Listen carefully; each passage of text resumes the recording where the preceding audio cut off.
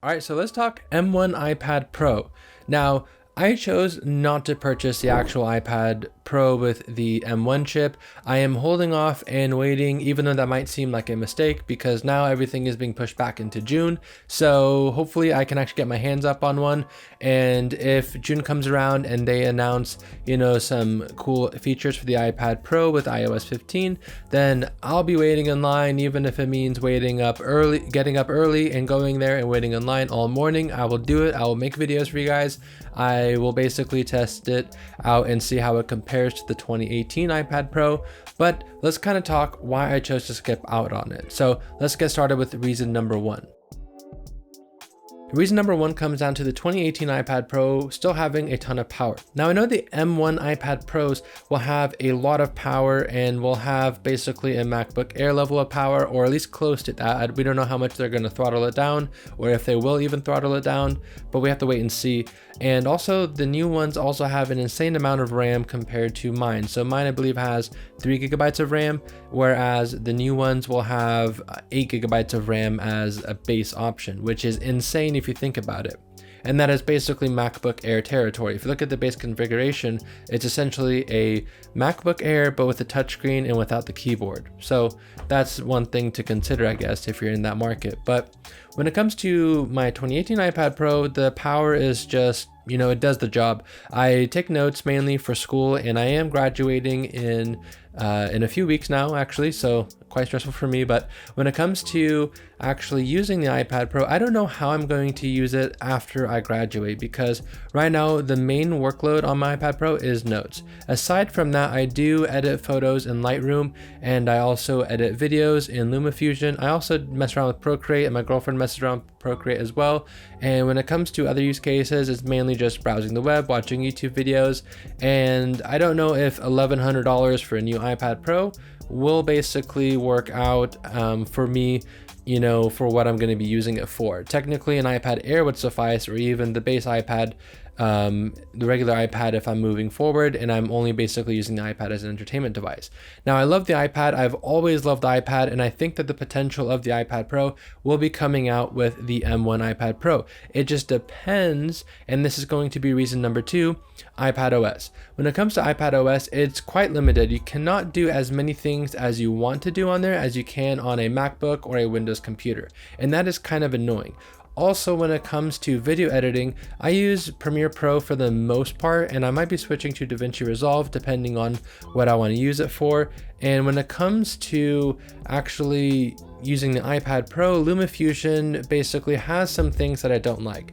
For one, audio tracking. I use my Fifine microphone for the most part, and then I also have this cheap old on-camera microphone that I can use.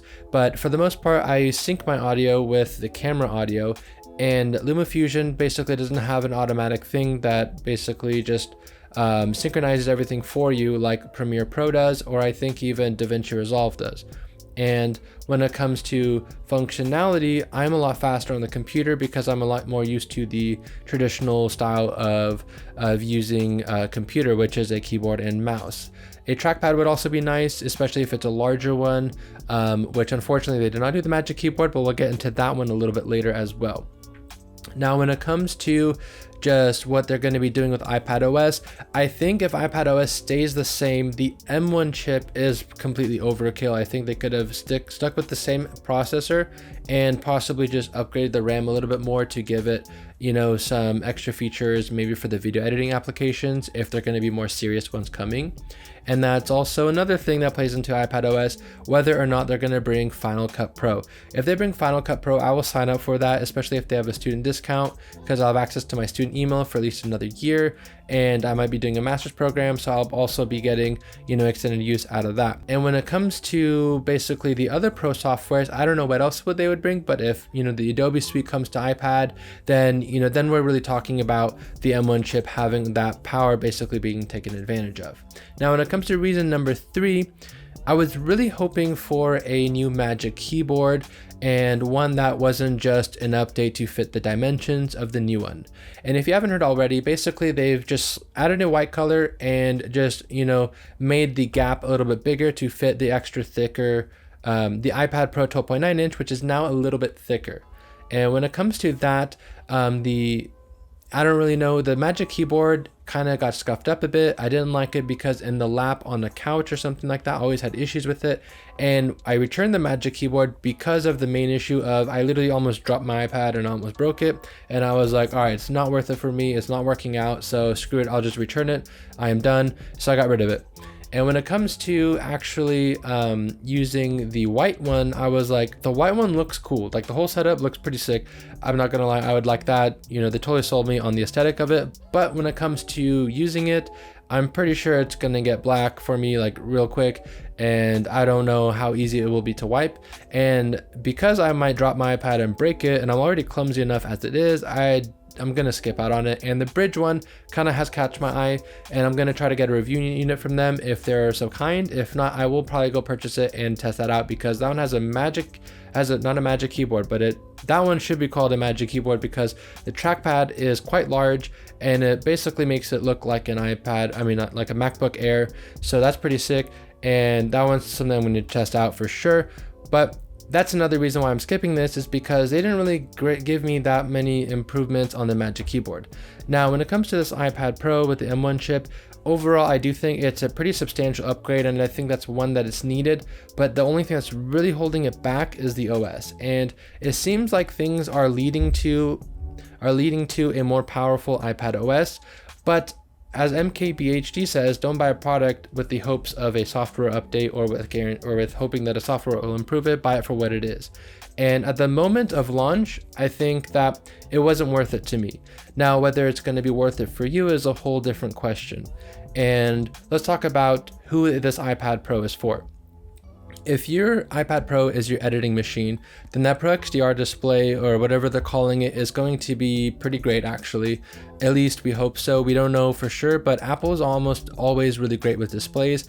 And if they say something, they usually hold it true. And if they say it's a substantial upgrade, then it usually is. So I would say that the Pro XDR display is going to be worth it for a lot of people. And especially if you're getting paid to video edit, or if you're getting paid to photo edit, those are going to be really great. Now, when it comes to actually graphic designing and all that kind of stuff, again, it's going to be really great. The color reproduction is going to be amazing, and the contrast ratio will basically be fantastic for a lot of people who get paid for professional work, that's creative work. If you're a student who's looking for a replacement iPad or for an iPad for school, I would say don't spend all your money on this one. I think it's completely overkill for what you're going to be using it for, unless you're a graphic design student, a video editing student, and you're able to use the applications, or you want to use the applications on the iPad Pro. If you're a photographer or videographer who's making money off of these things, and if you're a colorist, something like that, this is actually a really great value if you're getting a Pro XDR display that's portable on the go, because you can technically use a sidecar if you have a Mac, or you can also use applications.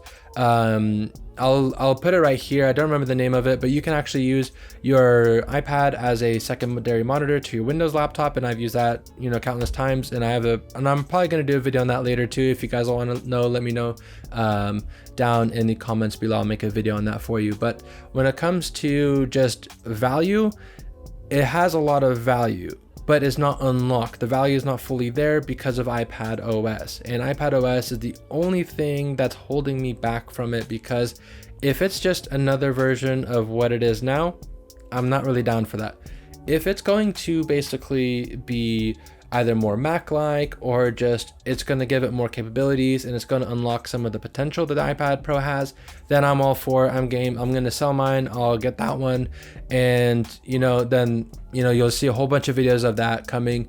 If I see that it might be valuable, I'm going to get it. I'm going to test it out and let you guys know, report back to you and see what it's like. But again, for students, unless you're if you're an engineering student like me, it's going to be completely overkill unless it brings SolidWorks, unless they bring AutoCAD, like the full versions, unless they do that kind of thing, and you want to use the iPad Pro. That's the only way it'll be valuable. But besides that, not valuable for students, people who get paid, professionals, or for students who actually are in the graphic design, video editing, photography space. Pretty much going to be worth it for you, because the display is going to be the best display you're probably going to have on you, and it's portable and the battery lasts forever. But it is expensive, so as long as you can afford it, those are the people it's good for. But for someone like me moving forward, probably not going to be worth it. Another thing to consider is that most of the rumors do kind of lean towards iPadOS getting a major revamp, and one that might include pro applications like Final Cut Pro. However, I'm not entirely sure they're going to be doing that, because if you see, they've been advertising LumaFusion. And I think if they were going to bring Final Cut Pro, they wouldn't really advertise LumaFusion so much in their launch, because if you've taken a look before, they've actually advertised for Tile, but now they've replaced Tile with AirTags and they haven't advertised them. So I don't think they're going to be bringing Final Cut Pro. I could be completely wrong. Again, I'm not one of these rumors or leakers, but when it comes to just looking at trends, I'm not entirely confident that they're going to bring the iPad Final Cut Pro X to the actual iPad Pros and iPadOS this year, or at least when iPadOS 15 launches. Whether that is true or not, I'm not too sure, only time will tell. And when it comes to ordering this thing, technically when you order it right now, you can always cancel it, and by the time you're going to receive it now, since all the dates have been pushed back, the iPad Pro might ship with iPadOS 15, or you might have the update available as soon as you get it. So technically the software update might not be too much of an issue, and that's actually something I just thought of right now as I'm recording this video, and is making me possibly want to pre-order it. So let me see. I'm also looking for engineering jobs, so hopefully if I get one, then I'll pre-order it right away. If not, I'm going to wait until I see what iPadOS 15 holds, because if it does bring Final Cut Pro, or it does add some, if I do test it out and it seems to really improve my workflow, then I can basically get rid of my laptop, which is a big, heavy, clunky laptop. I can use my Windows computer, which you can see back there, and then I can use my iPad Pro with probably the Bridge keyboard for my on-the-go usage and for everything like that. But just iPadOS 15 is the only thing that I'm really hoping for, because that just needs to be improved. Otherwise, I don't think it's going to be worth it for me. All right, so if you've enjoyed this video so far, then please consider liking and subscribing. It does help out the channel a ton. And over here, we're growing, not the fastest, but once I graduate, I'm going to be posting a lot more, and I'm going to do a lot more cool content. So make sure you like me or follow me on Twitter and Instagram and TikTok, because I'm going to go full-fledged once I graduate on those aspects until I find a job in engineering. And then I'm going to basically try to do everything at once. So if you want to see everything, see how I'm handling it, then like, subscribe, and comment for more. Don't forget to take it easy with some tea, and I'll see you guys in the next one.